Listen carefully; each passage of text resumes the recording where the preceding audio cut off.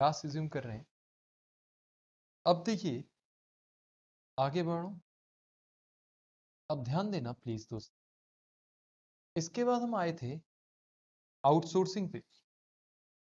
Outsourcing में हमने क्या किया था, मैं आपको थोड़ा सा याद दिला दूं। आउटसोर्सिंग मेक और बाय, एथिकल कंसीडरेशन भी पढ़ी थी हमने, नॉन फाइनेंशियल कंसीडरेशन भी देखी थी। एथिकल और नॉन फाइनेंशियल कंसीडरेशन में मैंने आपको समझाया था, मैंने आपको कहा था देखो,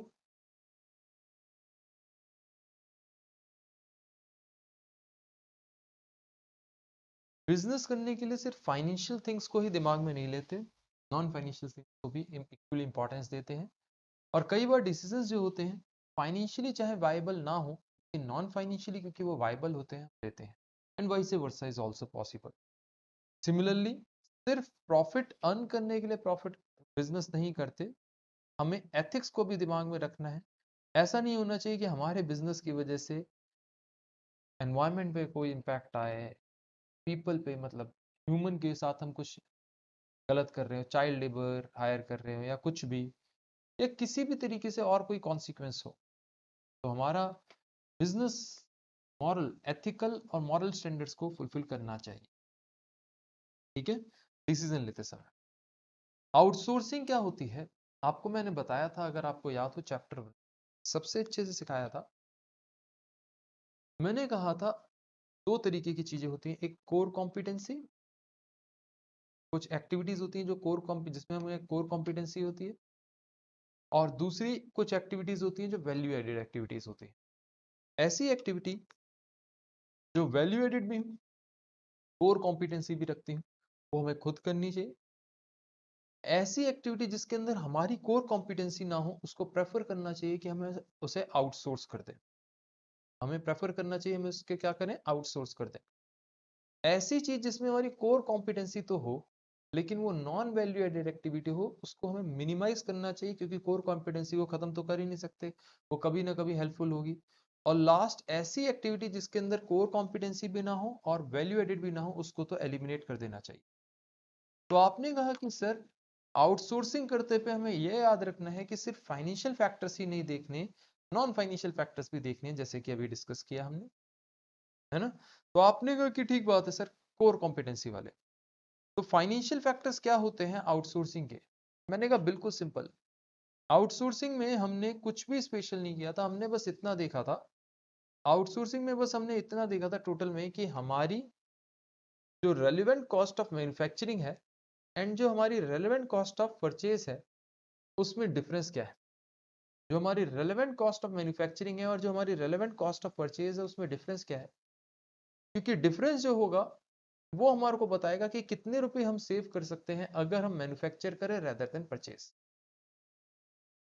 हमें पता चल जाएगा कि परचेज करने के बजाय अगर हम मैन्युफैक्चर करते हैं तो कितने रुपए सेव कर सकते हैं, या ऑल्टरनेटिवली इसको इस तरीके से बोल सकते हैं कि अगर हम परचेज करने के बजाय मैन्युफैक्चर करें, सॉरी मैन्युफैक्चर करने के बजाय परचेज करें, तो हमारी कितनी एक्स्ट्रा कॉस्ट लगेगी। समझ में आया? तो आपने कहा सेविंग्स इन मैन्युफैक्चरिंग कह लीजिए या एक्स्ट्रा कॉस्ट इन परचेजिंग कह लीजिए, one at the same thing. अब इसके बाद हमें नेचुरल सी बात है, अगर सेविंग हो रही होगी मैन्युफैक्चरिंग में तो सेविंग करेंगे। आपने इसके बाद जो सीखा था वो क्या सीखा था, आपने कहा था सर इसके बाद आपने कहा था फिर से हम की फैक्टर लगा के देखेंगे। अब हमें याद है 1 rupee saved is equal to 1 rupee earn, तो हम ये नहीं सोचेंगे कि रेवेन्यू पर्सपेक्टिव से क्या है, कंट्रीब्यूशन पर्सपेक्टिव से क्या है, हम सेविंग्स को मैक्सिमाइज करना चाहेंगे। बिल्कुल सेम तरीके से थ्री तरीके से हम लेके चले थे, थ्री केसेस लिए थे की फैक्टर के। First, one product more than one product, one की factor. Second, one product more than one की factor. And third, more than one product more than one की फैक्टर। हमने इन तीनों के हिसाब से क्वेश्चंस करके देखे थे, इन तीनों के हिसाब से हमने क्वेश्चंस किए थे।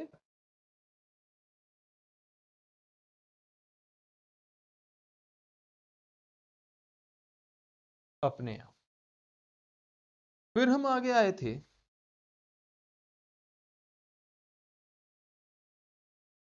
के बाद हम आगे आए थे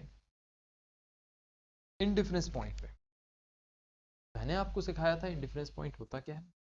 इनडिफरेंस पॉइंट एक ऐसा पॉइंट है जहां पे हम इनडिफरेंट है कि इस ऑप्शन को चूज करें या इस ऑप्शन को। क्यों? क्योंकि दोनों ऑप्शन में या तो इक्वल प्रॉफिट है या दोनों ऑप्शंस में इक्वल लॉस है। आप कहेंगे कि सर ये दोनों ऑप्शन में जीरो प्रॉफिट जीरो लॉस है, ऐसे पॉइंट को आप जानना चाह रहे हैं। आपने कहा क्यों सर, आप ऐसे पॉइंट को क्यों जानना चाह रहे हैं कि कहां पे इक्वल प्रॉफिट इक्वल लॉस ये सब कुछ है? मैंने कहा इसका बड़ा सिंपल सा रीजन है। ये एक ऐसा पॉइंट है जिसपे हमें पता चल जाएगा कि हम पे कोई फर्क नहीं है, वी आर इनडिफरेंट, कि हम इसको चूज करें या इसको। इसके अपार्ट हम हर जगह कंफ्यूज होंगे, जैसे पेट्रोल कार खरीदें या डीजल या इलेक्ट्रिक या सीएनजी। आपने कहा कि सर अगर मेरे को पता चल जाए जैसे सीएनजी और इलेक्ट्रिक के बीच में मुझे पता चल जाए कि यार इस पॉइंट पे इतने किलोमीटर चलाते हैं तो सीएनजी लो या इलेक्ट्रिक, बात बराबर है। तो आपको पता चल जाएगा अच्छा अगर इतने से ज्यादा चलाऊंगा तो ये वाले चूज करूंगा सीएनजी या इलेक्ट्रिक, या इतने से कम चलाऊंगा तो सीएनजी या इलेक्ट्रिक, को कौन सा चूज करूं। तो आप कहेंगे कि सर मेरा डिसीजन मेकिंग इंप्रूव हो जाता है, मेरी जो डिसीजन मेकिंग है ना वो बहुत इंप्रूव हो जाती है अगर मैं, मेरी डिसीजन मेकिंग बड़ा इंपैक्ट आता है अगर मैं इंडिफरेंस पॉइंट निकाल लेता हूँ। मैंने आपको बताया था indifference point break even point नहीं होता। ब्रेक इवन पॉइंट पे क्या होता है, हमें ये पता चलता है कि मेरी फिक्स कॉस्ट कब रिकवर हो रही है और मेरा प्रॉफिट किस पॉइंट पे जीरो है, मतलब कहाँ पे मेरा कंट्रीब्यूशन फिक्स कॉस्ट के बराबर है। इंडिफरेंस पॉइंट डिफरेंट होता है, ये कहता है कि कहाँ पे दोनों ऑप्शंस बराबर है। मैंने एक एग्जांपल भी दिया था कि मान लीजिए आप अपना ऑफिस खोल रहे हैं या अपने फ्रेंड के ऑफिस में अपना काम कर रहे हैं, तो आपने कहा कि सर ब्रेक इवन पॉइंट हमने निकाला था उस सिचुएशन में 25 क्लाइंट्स पे। अगर हम ओन ऑफिस खोलते हैं तो हमें पता चलता है कि 25 क्लाइंट्स अगर मेरे पास आ जाते हैं तो मेरे पास, मैं ब्रेक इवन कर जाऊंगा। और फ्रेंड के ऑफिस में तो नील, क्योंकि हम कुछ शुरू से फिक्स कॉस्ट इनकर कर ही नहीं रहे, दोस्त का ऑफिस है वो बियर कर रहा था, वहां तो हम शेयरिंग दे रहे थे। तो आपने कहा लेकिन सर इंडिफरेंस पॉइंट कौन सा पॉइंट है, हमने यहाँ पे निकाला था इंडिफरेंस पॉइंट मतलब difference in fix cost over difference in contribution per unit, हमने या फिर difference in variable cost per unit भी ले सकते हैं। आपने कहा कि सर इससे हमें पता चल गया था कि कितनी एक्स्ट्रा फिक्स कॉस्ट लग रही है अगर हम खुद का ऑफिस खोलते हैं और कितनी हमारे को कंट्रीब्यूशन, आपने कहा कि सर एक्स्ट्रा मिलता है अगर हम खुद का ऑफिस खोलते हैं। तो आपको पता चल गया कि यार 66 क्लाइंट्स पे 66 क्लाइंट्स पे ये जो मेरी एक्स्ट्रा कॉस्ट है मैं रिकवर कर लूंगा 66.67 प्रिसाइजली। तो आपने कहा कि सर इसका मतलब 66.67 मेरा इंडिफरेंस पॉइंट है। 66.67 क्लाइंट्स अगर मेरे पास आते हैं तो मैं ये कंफ्यूज हूं कि मैं आगे कंटिन्यू अपने ऑफिस में करूं या फिर दोस्त के ऑफिस में। तो आपने कहा कि सर जहां पे भी, जब भी मेरे पास फिक्स कॉस्ट, जब भी मेरे पास, जब भी मैं इंडिफरेंस पॉइंट से कम पे होऊंगा तो मैं उस ऑफिस ऑप्शन को चूज करना चाहूंगा जहां पे मेरी फिक्स कॉस्ट कम हो। क्यों? क्योंकि शुरू में मेरी कैपेबिलिटी नहीं है फिक्स कॉस्ट बेयर करने की। तो मैं अगर इंडिफरेंस पॉइंट से कम वाले पॉइंट पे हूं तो मैं किस ऑप्शन को चूज करूंगा जहां पे मेरी फिक्स कॉस्ट कम हो। लेकिन अगर मेरा मेरा पॉइंट इंडिफरेंस पॉइंट से ऊपर वाला पॉइंट है, मैं ज्यादा प्रोड्यूस कर सकता हूं, तो मैं किस ऑप्शन पे जाऊंगा, जहां पे मैं उस ऑप्शन पे जाऊंगा जहां पे मेरा कॉन्ट्रीब्यूशन पर यूनिट ज्यादा होगा, मैं उस ऑप्शन को। तो आपने कहा ठीक बात है सर, अगर मैं इन डिफरेंस पॉइंट से ज्यादा प्रोड्यूस कर सकता हूं तो मैं किस ऑप्शन पे जाऊंगा जहां पे मेरा कंट्रीब्यूशन पर यूनिट ज्यादा है, और अगर मैं इंडिफरेंस पॉइंट से कम हूं तो मैं किस ऑप्शन पे जाऊंगा जहां पे मेरी फिक्स कॉस्ट, आपने कहा, कम है। अब आपने कहा कि सर इसके बाद बताइए, इसके बाद बताइए। मैंने कहा इसके बाद सुनिए,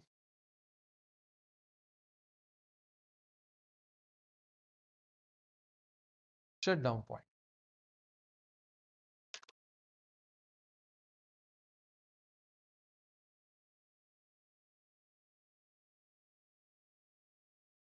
आपसे मैंने पूछा ये शट डाउन पॉइंट क्या है? आपने कहा सर शट डाउन पॉइंट एक ऐसा पॉइंट है, शट डाउन पॉइंट एक ऐसा पॉइंट है जो हमें ये बता रहा है, पहले तो शटडाउन का कॉन्सेप्ट समझिए, शटडाउन पॉइंट तो बात की बात है। शटडाउन एक ऐसा कॉन्सेप्ट है जो हमें ये बता रहा है कि क्या हमें टेम्परेली फैक्ट्री को कुछ दिन के लिए बंद कर देना चाहिए या फिर कंटिन्यू करना चाहिए production come level of output के ऊपर, जहां पे भी हमारे को ज्यादा प्रॉफिट होगा या कम लॉस होगा उस ऑप्शन को हम चूज करेंगे, है ना? तो आपने कहा ठीक बात है। अब शटडाउन पॉइंट कुछ नहीं होता, एक तरीके का इंडिफरेंस पॉइंट है सिचुएशन। शटडाउन पॉइंट कुछ और नहीं है, इसी सिचुएशन में आप इंडिफरेंस पॉइंट निकाल देते हैं, उसको शटडाउन पॉइंट बोलते हैं। तो आपने कहा शटडाउन पॉइंट वही है और कुछ नहीं। अच्छा, शटडाउन पॉइंट क्या बता रहा है कि ऐसा पॉइंट जहां पे आप कंफ्यूज हैं कि आप कंटिन्यू करें प्रोडक्शन को, जहां पे आप कंफ्यूज हैं कि आप लो लेवल ऑफ आउटपुट पे कंटिन्यू करें प्रोडक्शन को, या फिर आप या फिर आप शट कर दें, ये आप कंफ्यूजन में है, या फिर आप शट कर दें। ठीक है, इसे आप शट डाउन पॉइंट कहते हैं। याद रखिए, बिल्कुल जैसे इंडिफरेंस पॉइंट में होता है।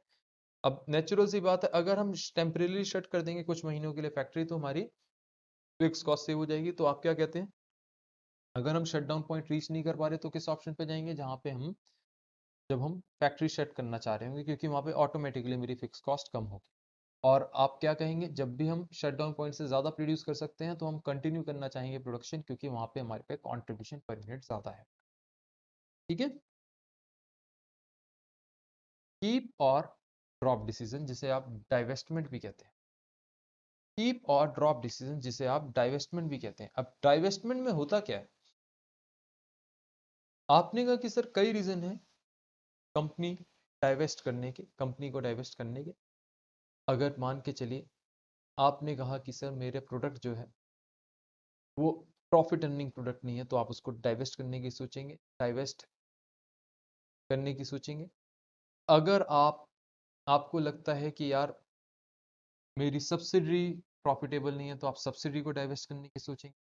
अगर आपको लगता है कि मेरे को ये डाइवेस्ट इसलिए करना चाहिए कि मेरे को आउटसोर्स करके मैं पूरी तरह आउटसोर्स कर दूं, मेरे को कोई मतलब नहीं, बंद करो इसको, ताकि मैं किसी पर्टिकुलर रिसोर्स पे, किसी पर्टिकुलर प्रोडक्ट पे फोकस कर सकूं, तो भी हम डाइवेस्ट करते हैं। और भी रीजंस होते हैं डाइवेस्ट करने के। आपने कहा कि सर बेसिकली हम सेल ऑफ इसलिए कर रहे हैं, डाइवेस्ट इसलिए कर रहे हैं ताकि हम लॉस को बचा सकें। ये फाइनेंशियली हम सोचते हैं कि हम लॉस बचा सकें और प्रॉफिट मेकिंग प्रोडक्ट्स पे फोकस कर सकें, तो डाइवेस्ट करते हैं। डाइवेस्ट करते समय आपको बस ध्यान इतना रखना है और कुछ नहीं ध्यान रखना कि स्पेसिफिक फिक्स कॉस्ट आपकी अवॉइडेबल है या अनअवॉइडेबल जब आप डाइवेस्ट कर रहे हैं। डाइवेस्ट मतलब इन्वेस्टमेंट का उल्टा होता है। डाइवेस्टमेंट मतलब आप किसी जगह जब पैसा लगा रहे हैं, प्रोडक्ट खरीद रहे हैं या कुछ भी कर रहे हैं, तो उसको इन्वेस्टमेंट कहेंगे। मशीन खरीद रहे हैं, जब आप मशीन को सेल ऑफ कर रहे हैं, प्रोडक्ट को सेल ऑफ कर रहे हैं, डिवीजन को सेल ऑफ कर रहे हैं, तो आप उसको क्या कहेंगे, डाइवेस्ट। आपने गवर्नमेंट ऑर्गेनाइजेशन में इसी को डिसइन्वेस्ट कहा जाता है और प्राइवेट ऑर्गेनाइजेशन में डाइवेस्ट कहा जाता है। अब आपने कहा कि सर देखिए आपके पास डिविजन्स है, आपके पास डिविजन्स है, बस आपको प्रॉफिटेबिलिटी कैलकुलेट करते जाना है, ध्यान से ये देखते हुए कि कौन सी अवॉइडेबल है कौन सी नहीं। बस इतना ही इसमें होता है। इसके बाद हम जॉइंट प्रोडक्ट बाय प्रोडक्ट पे आए थे, जिसे हम सेल और फर्दर प्रोसेस भी कहा कहते हैं। जॉइंट प्रोडक्ट बाय प्रोडक्ट में मैंने आपको समझाया था कि देखिए बाय प्रोडक्ट और जॉइंट प्रोडक्ट में, किसी को याद है बाय प्रोडक्ट में क्या डिफरेंस होता है जॉइंट प्रोडक्ट से? चलिए देखते हैं किसी को याद है या नहीं, कि what is the difference between joint product and by product. What are by product, basically मैं ये जानना चाहता हूँ।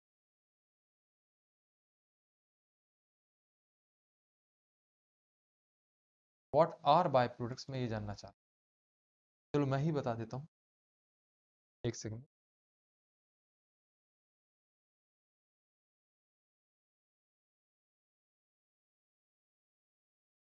देखिए दोस्तों, बाय प्रोडक्ट एक ऐसा प्रोडक्ट है जिसकी सेल वैल्यू, बाय प्रोडक्ट एक ऐसा प्रोडक्ट है जिसकी सेल वैल्यू कम होती है, जिसकी भी सेल वैल्यू क्या होती है, कम होती है, वो क्या होता है, बाय प्रोडक्ट होता है।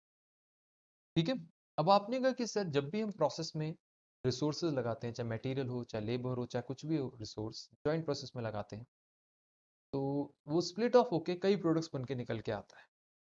कुछ प्रोडक्ट्स ऐसे होते हैं जिनकी सेल वैल्यू बहुत अच्छी होती है, तो हम उस पर कॉन्सेंट्रेट कर रहे होते हैं। कुछ प्रोडक्ट्स ऐसे होते हैं जिनकी सेल्स वैल्यू मीअगर होती है, तो आप कहते हैं कि यार उसको बाय प्रोडक्ट बोल देते हैं और कुछ नहीं, तो हम क्या बोल देते हैं, बाय प्रोडक्ट बोल देते हैं। आप उसको, उन्हीं प्रोडक्ट्स को फर्दर प्रोसेस भी कर सकते हैं, सेपरेबल कॉस्ट लगा के, फर्दर प्रोसेसिंग कॉस्ट लगा के आप उनको आगे बढ़ा सकते हैं, तो आप उसको क्या कहते हैं, आपने कैसे सेपरेबल कॉस्ट लगाई, फर्दर प्रोसेसिंग कॉस्ट लगाई और उसको फर्दर सेल कर दी।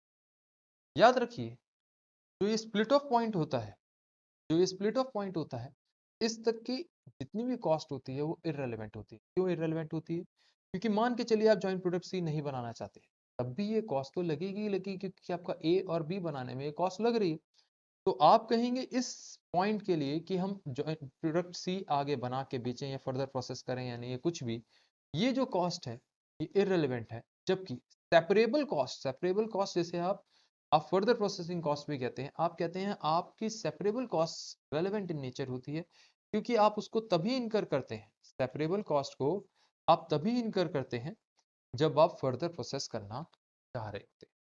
तो आपने कहा कि सर हमें ये बात समझ में आ गई क्या, कि इस पॉइंट तक जितनी कॉस्ट लग रही होती है वो सारी इररेलेवेंट होती है। ये हमारी सिंपल सा फंडा था जॉइंट प्रोडक्ट बाय प्रोडक्ट। अब आपने कहा कि सर इसमें और भी कुछ होता है। मैंने कहा और कुछ नहीं होता दोस्तों, और कुछ नहीं होता। बेसिकली आपको यही याद रखना है, और कुछ भी नहीं है जॉइंट प्रोडक्ट बाय प्रोडक्ट। ठीक है। अच्छा, इसके बाद एक सब बहुत अच्छा कॉन्सेप्ट बचा था, लास्ट टॉपिक बचा है, यहां पे हमने किया था सीवीपी कंडीशंस ऑफ अनसर्टेनिटी। आपको मालूम है सर्विस सेक्टर तो आपने खुद करना था, बहुत सिंपल सा एक क्वेश्चन था, मैंने होमवर्क में वीडियो दे रखा है, आपको करना है वहां से कर लीजिएगा। और CVP analysis with just in time और एक्टिविटी बेस्ड कॉस्टिंग हमने अपने एक्टिविटी बेस्ड कॉस्टिंग में पढ़ना है दोनों टॉपिक्स को। इवन जस्ट इन टाइम आपको एक्टिविटी बेस्ड कॉस्टिंग चैप्टर 10 के साथ पढ़ेंगे। ये टॉपिक बड़ा अच्छा था और ये इंपॉर्टेंट भी है, इस पर मैं थोड़ा टाइम भी लगाऊंगा क्योंकि इसमें से क्वेश्चन आने के चांसेस है। देखिए, स्टैंडर्डाइज वैल्यू क्या होती थी, आपको याद होगा, कंडीशन ऑफ अनसर्टेनिटी पढ़ रहे हैं। स्टैंडर्डाइज वैल्यू बेसिकली होती थी actual deviation over standard deviation. Actual deviation क्या होता था, x minus mu the mean over standard deviation. तो आपने कहा कि सर ये होता क्या था, मैंने कहा आपको एक एग्जांपल दिया था, बल्ब्स हैं, आपने एक फैक्ट्री में या एक सैंपल में सारे बल्ब जला के देखे, आपने कहा कि यार मेरा कर्व किस तरीके से बन रहा है, मैंने नोटिस किया, पहले आपने हिस्टोग्राम नोट किए, फिर आपने देखा कि आखिरकार मेरा कर्व किस तरीके से बन रहा है। आपका अगर कर्व इस तरीके से बन रहा है तो आपने कहा उसको सेंट्रलाइज डिस्ट्रीब्यूशन थ्योरम बोलते हैं, नॉर्मल कर्व बोलते हैं। अगर कर्व किसी एक साइड पे स्क्यूड है, मतलब एक साइड पे झुका हुआ है, चाहे किसी भी साइड, तो आप उसको कर्टुसिस और स्क्यूनेस में पढ़ते हैं, जो कि हमारे करिकुलम में नहीं है। तो आपका अगर लेफ्ट साइड स्क्यूड है या राइट साइड स्क्यूड है तो वो आपके या मिडिल में स्क्यूड है तो वो आपके करिकुलम में नहीं है। हमारे करिकुलम में सिर्फ और सिर्फ कौन सी थ्योरम है, आपने कहा कि हमारे करिकुलम में सिर्फ सेंट्रलाइज डिस्ट्रीब्यूशन थ्योरम है, जिसके हिसाब से हमने नॉर्मल कर्व बना रखा है। अब सेंट्रलाइज डिस्ट्रीब्यूशन थ्योरम क्या कहती है, वो कहती है, क्योंकि आपने ये बोला कि आपके सारे, आपने क्या बोला, आपने कहा कि आपके सारे बल्ब्स आपने जला के देखे, चाहे सैंपल के चाहे पॉपुलेशन के, आपने कहा मतलब 100% यहाँ पे कवर हो गए, तो इस कर्व के अंदर क्या है 100%। और इस कर्व में क्या है, अगर आप इसको मिडल में से काट दो तो लेफ्ट साइड पे आपके 50% निकलेगा रिजल्ट, और राइट साइड पे रिजल्ट आपका आएगा 50%, मतलब 50% बल्ब इस लाइन से कम जल रहे थे और 50% बल्ब इससे ज्यादा जल रहे थे। तो आपने का मतलब इसको अगर मिडल में से काट के अगर ऐसे फोल्ड कर दें ना, नॉर्मल डिस्ट्रीब्यूशन थ्योरम कहती है, इसको मिडल में से काट के ऐसे फोल्ड कर दें, तो एग्जैक्टली एक दूसरे के ऊपर क्या करेंगे, वो एक दूसरे के ऊपर ओवरलैप कर जाएंगे, because they are symmetrical in nature. आपने कहा ठीक है, तो प्रोबेबिलिटी कॉन्फिडेंस लेवल के बारे में हम इसमें पढ़ा था। अब ये स्टैंडर्ड नॉर्मल वेरिएट क्या है, मैंने आपको समझाया था, पहले स्टैंडर्ड डिवीजन हल्का सा याद दिला दूं। मैंने आपसे कहा था, देखिए मान लीजिए आपकी क्लास के एवरेज हाइट 5 फीट 8 इंच है। अब एक नॉर्मल बेस पे आपकी हाइट कितनी डिविएट कर रही है। मैं इस समय रिग्रेशन एनालिसिस से याद नहीं दिला रहा कि रिग्रेशन एनालिसिस क्या था, मैंने तो आपको सिंपल सी बात बोली कि आपके नॉर्मल बेसिस पे कितनी आपकी हाइट डिविएट कर रही है। तो आपने कहा कि sir normally on average basis कितनी हाइट डिविएट करती है, तो आपने कहा कि सर वो उसको हम बोलते हैं standard deviation. Actual deviation can be different from normal deviation, it's not like कि जैसे मैंने आपसे कहा कि यार आपने कहा कि सर 2 इंच मेरी नॉर्मली डिविएट करती है, तो आप ऐसा भी तो पॉसिबल हो सकता है कि कोई स्टूडेंट यहाँ पे 6 फीट का हो, मतलब जिसकी हाइट 4 इंच से डिविएट कर रही है, तो आपने कहा हाँ सर वो भी हो सकता है, तो actual deviation can be different from normal deviation. हम यहाँ पे ऊपर क्या ले रहे हैं, न्यूमरेटर स्टैंडर्ड नॉर्मल वेरिएट के अंदर या स्टैंडर्डाइज वैल्यू के अंदर, आपने कहा कि सर एक्चुअल डिविएशन मतलब एक्स माइनस म्यू, और नीचे क्या ले रहे हैं स्टैंडर्ड डिविएशन। अब इसके अंदर मैंने आपको फॉर्मूला सिखाया था, टेबल देखने सिखाए थे, मैंने आपको 3 तरीके के टेबल सिखाए थे, नॉर्मल टेबल। फर्स्ट टेबल था, आपको याद होगा, फर्स्ट टेबल जो था वो इस रीजन के लिए था, इस रीजन की वैल्यू दे रहा था, सेकेंड टेबल जो मैंने आपको सिखाया था इस रीजन की वैल्यू दे रहा था, और थर्ड टेबल मैंने आपको सिखाया था वो इस रीजन की राइट साइड वाले रीजन की वैल्यू दे रहा था। और मैंने आपको बताया था ये वाला और ये वाला सेम होता है। आपने कहा कि स्टडी मटेरियल ने ये वाला और ये वाला दे रखा है, हमने ये तीन दे रखे हैं, तो इट डज नॉट मैटर, है ना। इससे कोई फर्क ही नहीं है कि कौन सा वाला हमारे को लेके चलना है।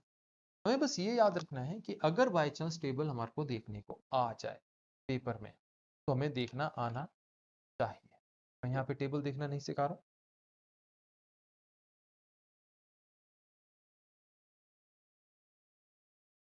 मैं यहाँ पे आपको टेबल देखना नहीं सिखा, मैं बस ये कह रहा हूँ अगर वो आ जाए तो हमें देखना आना चाहिए, तीनों तरीके की टेबल।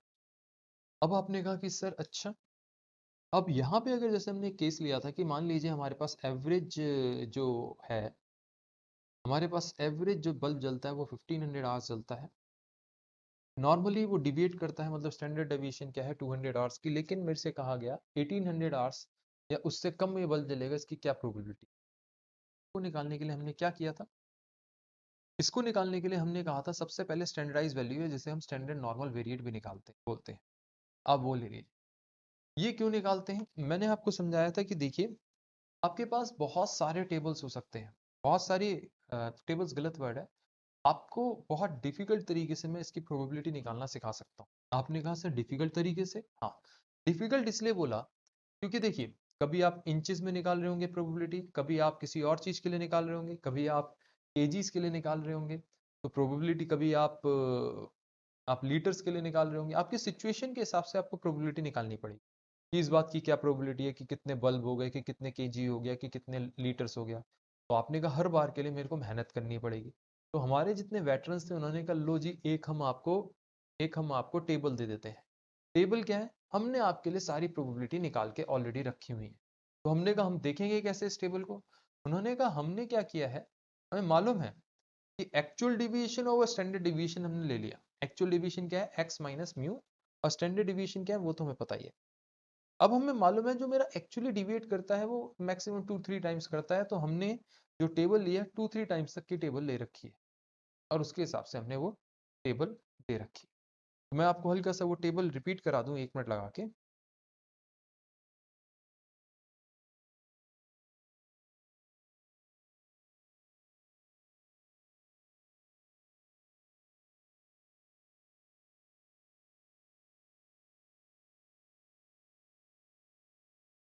फर्स्ट टेबल ये वाला रीजन देती है, मतलब 0 से z तक, ये 0 से z तक जो हमने z की वैल्यू निकाली है वो क्या है, इससे बीच में आ रही है। तो आपने कहा ठीक है, तो अगर मान के चलिए मेरे से 1.5 की वैल्यू निकालने को कहेगा, तो 1.5 तो हम क्या कहेंगे, 1.5 बोला, 1.05 नहीं, तो ये नहीं लेंगे आप क्या कहेंगे, आप कहेंगे 1.50, 1.5 इज इक्वल टू 1.50।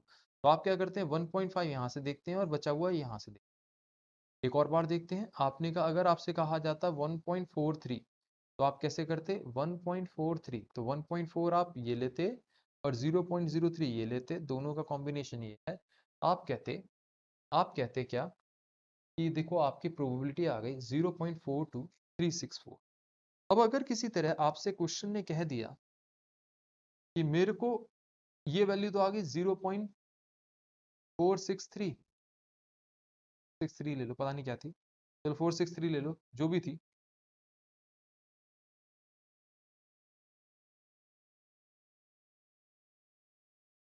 0.42364, 0.42364। अब अगर मुझे कहा जाए प्रोबेबिलिटी निकालनी है, तो प्रोबेबिलिटी अगर मेरे को मान के चले पूरे इस रीजन की निकालनी है, तो आप इसमें 0.5 जोड़ देंगे, तो 0.5 ऐड कर देंगे, मीन्स आप 0.5, है ना। कुछ टेबल ऐसे होते हैं सेकंड टेबल जो सीधा ही इसकी वैल्यू निकाल के दे देते हैं, जैसे 1.43 देखो, उसने पहले ही ऐड करके दे दी, उसने पूरे एलएचएस की स्लाइड्स दैट साइड की भी वैल्यू ऐड करके दे दी। अब कई बार क्या होता है, क्वेश्चन हमें क्या करता है, चालाकी करता है, वो कहता है हमें किस साइड की वैल्यू निकाल के दीजिए, वो कहता है इस साइड की वैल्यू। तो आपने कहा ये 0.5 में से 0.42364 माइनस कर दो, हमारे पास क्या आ जाएगा, ये वैल्यू आ जाएगी। और मुझे पता है ये और ये वैल्यू सेम है। तो अगर आपको क्वेश्चन में ये इस वाली टेबल दे रखी हो या ये वाली टेबल दे रखी हो, बात एक ही आएगी, इससे कोई फर्क नहीं। तो आपने कहा कि सर जैसे थर्ड टेबल है यहाँ पे, देखिए ये रही, आपने सीधा निकाल दी, कैसे आई, आपने कहा कि सर ये 1.43 ये वाली वैल्यू, टेबल क्या पता ये वाली दे रखी हो। अब कभी माइनस में z हो तो आपको यहाँ पे क्या होगा, यहाँ पे -1.43 होगा, इससे कोई फर्क नहीं है। तो आपने कहा कि sir it doesn't create any difference, the point only is that minus में हो प्लस में हो, हमारे पास वैल्यू हमें कैसे निकालनी है। कई बार आपको क्वेश्चन क्या करेगा, उल्टा कहेगा, कहेगा बताओ प्रोबेबिलिटी ये है, इससे z वैल्यू निकालो। तो आपको प्रोबेबिलिटी बीच में ढूंढनी पड़ेगी, पेट में, टेबल के पेट में आपको ढूंढनी पड़ेगी प्रोबेबिलिटी कहाँ पे आई। कहेगा जैसे बताइए अगर मेरी प्रोबेबिलिटी है 47%, तो आप कहेंगे 47% कौन से रीजन के लिए बोल रहा है, लेट अस से इसी रीजन के लिए बोल रहा है। तो आपने कहा 47% आ गई इन दोनों के बीच में, कौन सी वैल्यू लेंगे, इसमें जो भी नियर है, कौन सी नियर है, आप देखिए 47% से ये नियर है, इसमें तो 62 का गैप है, इसमें 5 का गैप है लेफ्ट वाले में, तो आप ये वाला लेफ्ट वाला ले लेंगे क्योंकि सिर्फ 5 का गैप है। ठीक है, ये आपने कहा हमारा हमारा मेन पूरा पोर्शन था। अब आपने कहा कि सर तो बेसिकली आप यहाँ पे इसी तरीके से करेंगे, मैंने कहा पूरा यही है, प्रोबेबिलिटी देखना जिसको आ गया उसको ये टॉपिक बड़े आसानी से आ गया। अगर आपको प्रोबेबिलिटी देखना आ गया तो ये टॉपिक आपको बहुत आसानी से आ गया। तो हमने एक क्वेश्चन भी किया था, एग्जाम्पल वगैरह किया था, इस क्वेश्चन में केस भी किए थे। देखो कैसे प्रोबेबिलिटी या confidence interval different different situations में कैसे कैसे निकालते हैं, डिफरेंट डिफरेंट सिचुएशंस में कैसे कैसे निकालते हैं। चाहे हमें कई बार क्वेश्चन में पहले से प्रोबेबिलिटी दे रखी हो तब प्रॉफिटेबल निकालना, मतलब आपको कैसे निकालना है ये हमने मान के चल रहा हूं। इसी के साथ ये टॉपिक फिनिश हो गया है।